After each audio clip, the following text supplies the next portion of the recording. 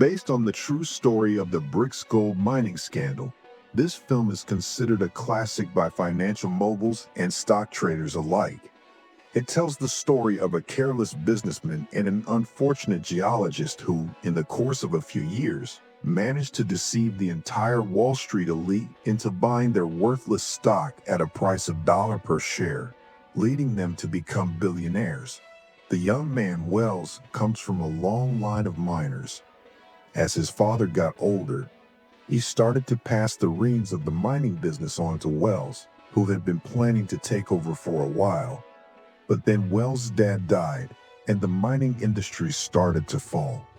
The stock was worth only cents, and the company was on the verge of bankruptcy. It desperately needed investors to save it from going under. Wells frantically called investors from the bar, and finally, on his call, a venture capital firm agreed to meet with him. However, the hard-won meeting only resulted in humiliation and ridicule. Ultimately, Wells had to compromise, presenting his materials to two people who knew nothing about the industry, but all he received in return was rejection. Disheartened, he returned home after drinking heavily at the bar, sinking into a deep sleep in his girlfriend's arms. That night, he had a dream. He saw the peaks of Indonesia rich in minerals. Upon waking, Wells felt this was a sign from fate.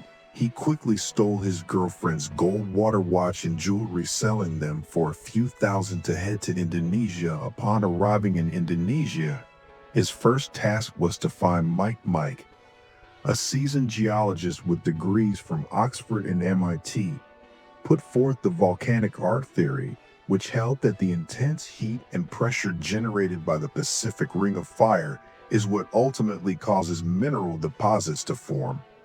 However, after suffering a string of disappointing explorations, his theory began to lose credibility. After a discussion, the two discs started. Failures in the industry hit it off and prepared to develop a gold mine together. They soon arrived at a mountain peak where Mike believed there was a significant gold deposit. To Wells' surprise, this was the very place he had seen in his dream. This further solidified his trust in Mike, and he quickly signed a partnership agreement with him on a napkin. Wells would be responsible for raising the funds, while Mike would locate the gold. After getting back to his home, Wells started spreading the word about the gold mine. He managed to gather a small group of investors and successfully raise startup capital. He then bought drilling equipment and hired locals to do logging and mining. They sent samples to the lab to check for gold content, but things didn't go according to plan. The test results came back with increasingly disappointing ones. Before long, their startup capital dwindled, and they couldn't even pay their workers, who started leaving one by one during a storm.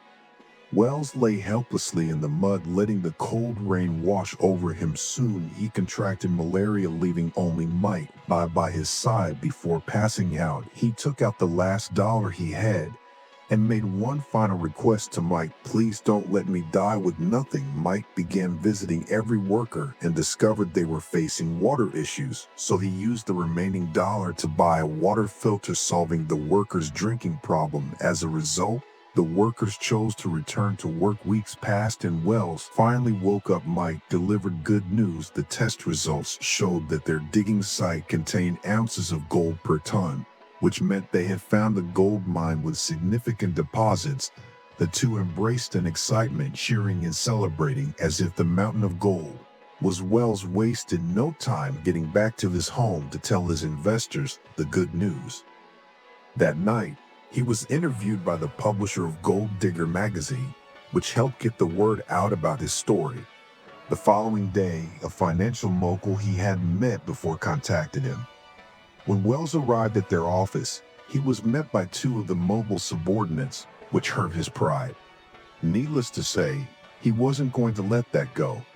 Now, he demanded that these two managers be held personally responsible for his account and be available 24/7. Before the word of the gold mine spread, Wells' company's stock was worth just pennies a share, but after Brown's announcement, the price began to skyrocket. As a result, Wells relocated to a larger facility. The New York firm Thomas and Company contacted him because they were interested in buying Wells' business. However, the buyers were skeptical about the gold mine's legitimacy, so they dispatched some subordinates to investigate. Mike accompanied them on a tour of the area, and they panned the river for gold for what seemed like an eternity. Finally, Mike showed everyone a nugget of gold, and everyone's fears faded.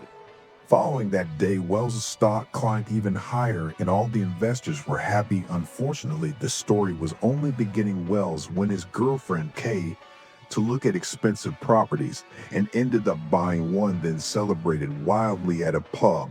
While flirting with the blonde lady, a huge firm offered Kay $1 million to purchase his mine the day after they had a heated dispute, which ultimately led to their split. What was the sense of living the investment if one sold their dreams? Wells went into a rage, saying that digging for gold was his dream. Mogul watched him leave, beginning to admire him. After all, $1 million was enough for a few lifetimes. Meanwhile, in Indonesia, a group of military officers suddenly arrived to stop Mike and the workers from mining the gold and to deport them. When Wells heard this news, he realized that the financial mogul, furious by his failed acquisition, had cooperated with the Indonesian millet to forcefully take over the mine. Once this knowledge became public, Wells' stock plunged roughly 20. They couldn't compete with the power of capital. This time it was over for them. Wells, drunk and despondent at the bar, had lost everything and hit rock bottom. However, Mike came to the side and told Wells that when he was looking for copper mines, he was actually trying to find Boyd. The journey was arduous, and he had gotten stuck along the way, only to discover that it was the very site of the copper mine. Wells answered, "You were hunting for bauxite and found copper. I was looking for gold, and I found a friend." He smiled, knowing that Mike must have a new plan in mind. The next day, Mike brought Wells to meet the son of the Indonesian president, Danny. The president's son had always wanted to build his own legacy, but everything he tried ended in failure. If he could make a success of mining gold this time, the president would surely take notice. However, Danny was a suspicious person. He told Wells that if he dared to touch a tiger's head, he would partner with him. In order to successfully mine for gold, Wells had to muster his courage under the cover of night. He went to Danny's wildlife park.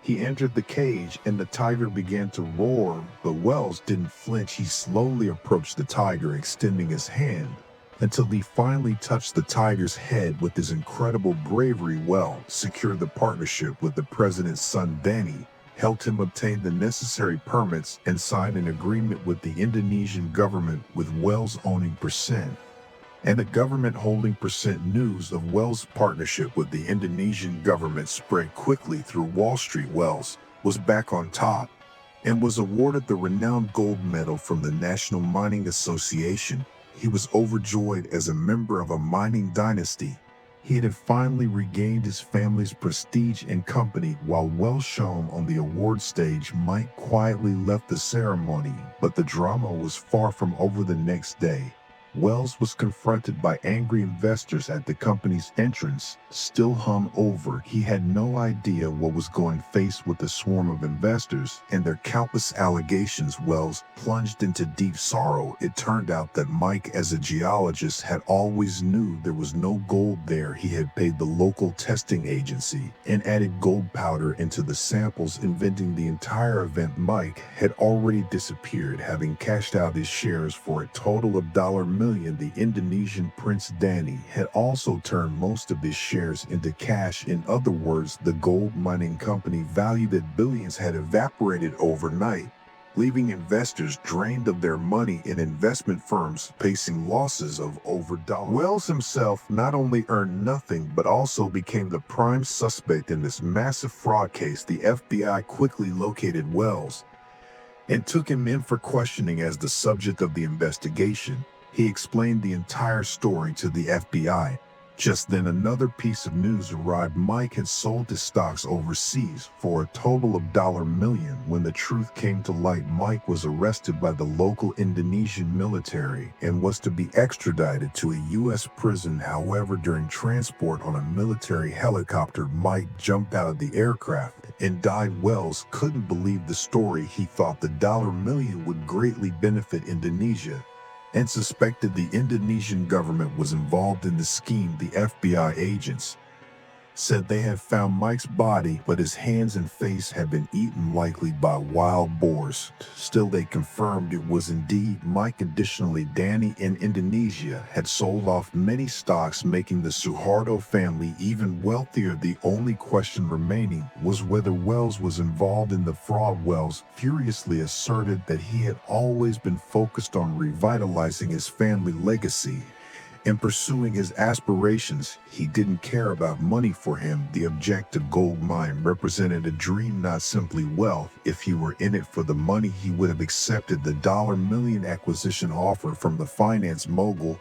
He nearly died from malaria while attempting to mine for gold, and spent his last dime to pursue his ambition of hunting a tiger. After weeks of being in a coma from malaria, Mike had uncovered the gold mine. Wells railed against a society that didn't care about the truth, where everyone was greedy and only interested in money. He laughed at those who were blinded by greed, saying, if the gold is fake, why not investigate it? But everyone had already gotten rich. Unbeknownst to him, he was completely unaware of Mike's fraud. Wells insisted that he had given everything. What mattered to him was not money, but the pursuit of gold. His goal. The federal agents shut off the recorder. They had talked for quite a long and were almost certain that Wells was not participating in the deception. Wells was released. Looking up at the sky where two birds were flying, he smiled as he got into a car. Having lost everything, he arrived at his ex-girlfriend Kay's house. Kay smiled as she opened the door and pulled out several letters addressed to Wells from the fridge, one of which was from Mike in Indonesia. Wells opened the mail to find the napkin that held their agreement. Beneath the napkin was a check for $1 million, precisely half of the $1 million. Wells grinned. Subscribe our channel for more. In the future episode, we will present you another movie recap about money.